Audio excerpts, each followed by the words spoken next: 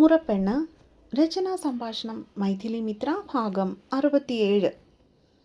എനിക്കൊന്നും സംസാരിക്കാനില്ല. അവളെ ഒരു വട്ടം പോലും മുഖമുയർത്തി നോക്കാതെയാണ് മാധവ് അവൾക്കുള്ള മറുപടി നൽകിയത്. അതും വളരെ ശാന്തമായിട്ട് തന്നെ.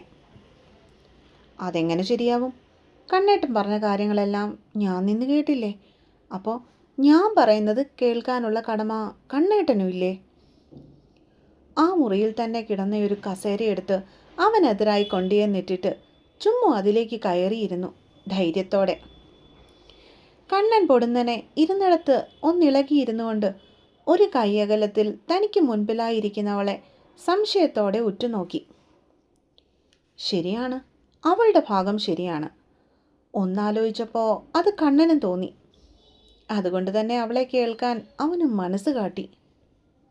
എന്താ നിനക്ക് സംസാരിക്കാനുള്ളേ? കൈ എത്തിച്ച് ബെഡിന് മുകളിലായിരിക്കുന്ന AC റിമോട്ട് എടുത്ത് ഓൺ ചെയ്തവൻ. എന്നിട്ട് യൂണിഫോം ഷർട്ടിൻ്റെ മുകളിലത്തെ 2 ബട്ടൺസുകൾ മെല്ലെ ഊരിയിട്ടു. കണ്ണേട്ടൻ എന്നോടുള്ള 10 വർഷം കൊണ്ടുള്ള പ്രണയമാണെന്നല്ലേ പറഞ്ഞേ? ഇതെന്താ ഇത്രയും വർഷമായിട്ടും എന്നോട് ഒരു വട്ടം പോലും പറയാതിരുന്നത്? കൈകൾ രണ്ടും തുടിയുടെ മുകളിലായി വെച്ചുകൊണ്ട് ചുമ്മാ ഇത്തിരി മുന്നോട്ടേക്ക് ആഞ്ഞിരുന്നു. എൻ്റെ നിഴല് കാണുമ്പോൾ പോലും വെറുപ്പോടെ മുഖം തിരിച്ചിരുന്ന നിന്നോട് ഞാൻ എങ്ങനെയാ വേദൂട്ടി എൻ്റെ പ്രണയം പറയാ? അവൻ പക്ഷെ അവൾക്ക് നേരെ മറുചോദ്യമാണ് തൊടുത്തത്. അത് പിന്നെ സ്വന്തം കയ്യിലിരിപ്പ് കൊണ്ടല്ലായിരുന്നോ? പെണ്ണ് കണ്ണുകൾ കൂർപ്പിച്ചുകൊണ്ട് ചോദിച്ചു. അതെ, എൻ്റെ കയ്യിലിരിപ്പ് കൊണ്ട് തന്നെയാ നിനക്കെന്നോട് വെറുപ്പുണ്ടായത്. അത് ഞാൻ എവിടെയും ന്യായീകരിക്കുന്നില്ല. അവനും ഒന്ന് മുന്നോട്ടേക്ക് ആഞ്ഞിരുന്നു. എന്നിട്ട് വീണ്ടും തുടർന്നു. സാഹചര്യങ്ങൾ കൊണ്ട് എൻ്റെ ഭാഗത്തു നിന്നുണ്ടായൊരു തെറ്റ്. അതിനെൻ്റെ പിന്നിലുള്ള കാരണം എന്തോ ആയിക്കോട്ടെ, ആ ഒരു നിമിഷത്തെ ആവേശത്തിൽ ചെയ്തു പോയതാടി അത്. പക്ഷേ നീയൊന്ന് ആലോചിക്കണം. ചെയ്തത് തെറ്റാണെന്നറിഞ്ഞ മറുക്ഷണം ഞാൻ അതിനെ തിരുത്താൻ ശ്രമിച്ചു. നിന്നോട് പ്രായശ്ചിത്തം ചെയ്യാൻ ശ്രമിച്ചു. അതിനുവേണ്ടി മാപ്പ് പറയാൻ ഒരുപാട് തവണ നിൻ്റെ പിറകെ നടന്നു. പക്ഷേ അപ്പോഴൊക്കെ എൻ്റെ മുന്നിൽ വാതിൽ കൊട്ടിയടച്ചത് നീയല്ലേ വേദൂട്ടി? ചെക്കൻ്റെ ശബ്ദം ആർദ്രമായിരുന്നപ്പോൾ. 10 വർഷങ്ങൾക്ക് മുൻപ് നടന്ന ഓരോ കാര്യങ്ങളിലും തൻ്റെ കൺമുൻപിൽ കാണുന്നത് പോലെയായിരുന്നു അവൻ്റെ സംസാരം മുഴുവനും. ഈ ലോകത്ത് ഞാൻ ഏറ്റവും കൂടുതൽ വിശ്വസിച്ചിരുന്ന വ്യക്തി, അല്ലെങ്കിൽ എൻ്റെ ഏതവസ്ഥയിലും എന്നും എപ്പോഴും കൂടെ കാണുമെന്ന് ഞാൻ ഏറ്റവും അധികം വിശ്വസിച്ച വ്യക്തി, ഒരു പെണ്ണിൻ്റെ വാക്ക് കേട്ട് അവനെ അവിശ്വസിച്ചു. എന്നെ എല്ലാവരുടെയും മുന്നിൽ വെച്ച് തള്ളി പറഞ്ഞപ്പോൾ എനിക്ക് സഹിക്കാൻ പറ്റിയില്ല. കണ്ണേട്ടൻ അന്നൊരു വാക്ക് എന്നോട് ചോദിക്കായിരുന്നു. എൻ്റെ ഭാഗത്ത് എന്തെങ്കിലും വീഴ്ച പറ്റിയിട്ടുണ്ടോ എന്ന് തിരക്കായിരുന്നു. അന്നതൊന്നും ചെയ്യാതെ എനിക്കതൊന്നും അല്ലായിരുന്നു സങ്കടം. മറ്റൊരുവൾ പറയുന്നത് കേട്ട് കണ്ണേട്ടൻ എന്നെ അവിശ്വസിച്ചതിനായിരുന്നു സങ്കടം. ആ സങ്കടം പ്രായത്തിൻ്റെ പക്വതക്കുറവ് കൊണ്ടാവാം പിന്നീട് ദേഷ്യത്തിലേക്ക് മാറിയത്. എപ്പോഴോ അത് പിന്നെ ഈഗോയിലേക്ക് മാറി, പിന്നീട് വെറുപ്പിലേക്കും. ദിവസങ്ങളും മാസങ്ങളും വർഷങ്ങളും കൊഴിഞ്ഞു പോകുന്നതിനനുസരിച്ച് ആ വെറുപ്പിൻ്റെ തീവ്രതയും കൂടിക്കൂടി വന്നു. കണ്ണേട്ടനോടുള്ള ആറ്റിറ്റ്യൂഡും അങ്ങനെയൊക്കെ തന്നെയല്ലായിരുന്നോ? ജീവിതത്തിൽ ആദ്യമായി ചുമ്മാ തൻ്റെ മനസ്സ് അവന് മുന്നിൽ തുറന്നു കാട്ടി. അവളുടെ ചിന്തകൾ, വേദനകൾ, വിശ്വാസത്തിനേറ്റ മുറിവുകൾ, അപ്രതീക്ഷിതമായി കണ്ണനിൽ നിന്നും ഏറ്റ അവഗണനകൾ എല്ലാം അവൾ ഒരു തുറന്ന പുസ്തകം പോലെ അവൻ്റെ മുന്നിൽ വിവരിച്ചു. എന്നെ കാണുമ്പോൾ തന്നെ വെറുപ്പോടെ മുഖം തിരിച്ച് നടക്കുന്നവളോട് സംസാരിക്കാനുള്ള ആഗ്രഹം കൊണ്ടാടി നിന്നോട് വന്ന് വഴക്കിട്ടതും ദേഷ്യപ്പെട്ടതും ഒക്കെ. നീ എന്നെ ശ്രദ്ധിക്കുന്നില്ല എന്ന് തോന്നി തുടങ്ങിയപ്പോഴാണ് നിന്നോട് ഞാൻ വഴക്കുകൂടാൻ നോക്കിയതും. അതിന് ആറ്റിറ്റ്യൂഡ് എന്ന് കരുതി നീ ഒരിക്കൽ പോലും എൻ്റെ മുന്നിൽ വന്ന് നിന്ന് തരില്ലായിരുന്നല്ലോ നീ.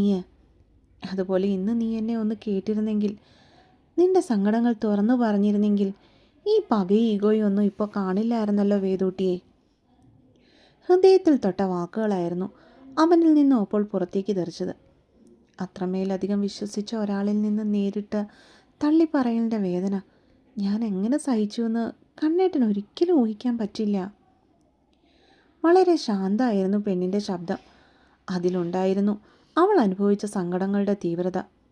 അതും അവൻ്റെ കണ്ണുകളിലേക്ക് തന്നെ ഉറ്റുനോക്കിക്കൊണ്ടാണ് അവൾ പറഞ്ഞത്. ഞാനൊരു സാധാരണ മനുഷ്യനാ വേദൂട്ടി. കുറ്റവും കുറവുകളും ഒക്കെയുള്ള ഒരു സാധാരണ മനുഷ്യൻ. തെറ്റുകൾ പറ്റും, അത് മനുഷ്യ സഹജമാണ്. പെണ്ണിൻ്റെ ഇരു കൈകളും തൻ്റെ കൈക്കുള്ളിലാക്കിക്കൊണ്ട് അവളുടെ കണ്ണുകളിലേക്ക് നോട്ടം എറിഞ്ഞു ചക്കൻ. ചിലപ്പോൾ എൻ്റെ ഭാഗത്തു നിന്നും തെറ്റുകൾ നാളെയും സംഭവിക്കാം. പക്ഷെ ചെയ്ത തെറ്റിന് മാപ്പ് ചോദിക്കാൻ എനിക്കൊരു മടിയില്ല വേദൂട്ടി. പക്ഷെ ഇങ്ങനെ അകറ്റി നിർത്തരുത്. ഞാൻ ചെയ്ത ഒരു തെറ്റ് നീ ഇങ്ങനെ എടുത്തെടുത്ത് പറയുന്നുണ്ടല്ലോ.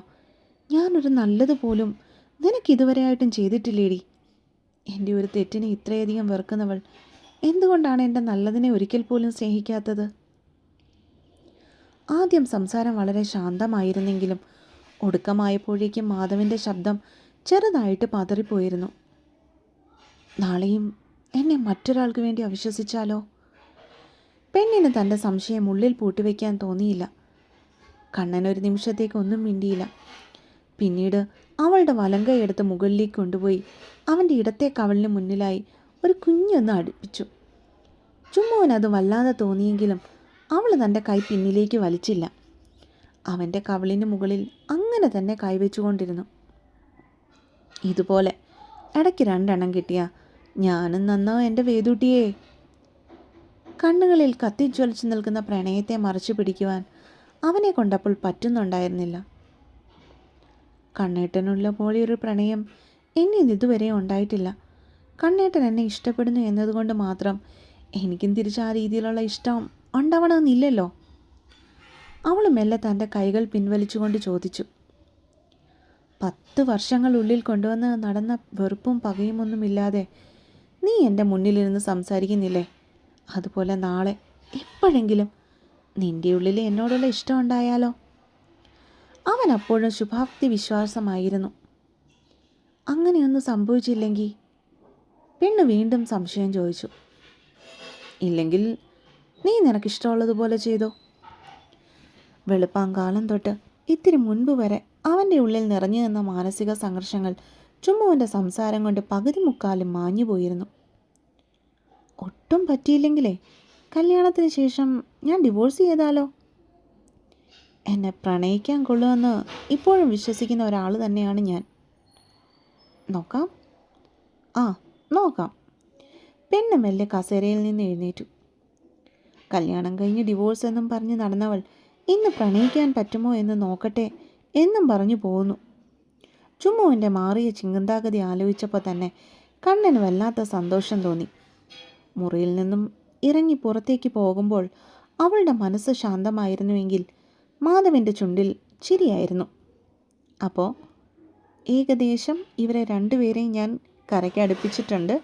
അപ്പോൾ നിങ്ങൾക്കിത് ഇഷ്ടമായാൽ കമൻറ്റ് സെക്ഷനിലൊന്ന് അറിയിച്ചിട്ട് പോകണം കേട്ടോ. അപ്പോൾ എന്നെ കേട്ടിരുന്ന എല്ലാവർക്കും നന്ദി. അടുത്ത പാട്ടുമായിട്ട് നാളെ വരാവേ.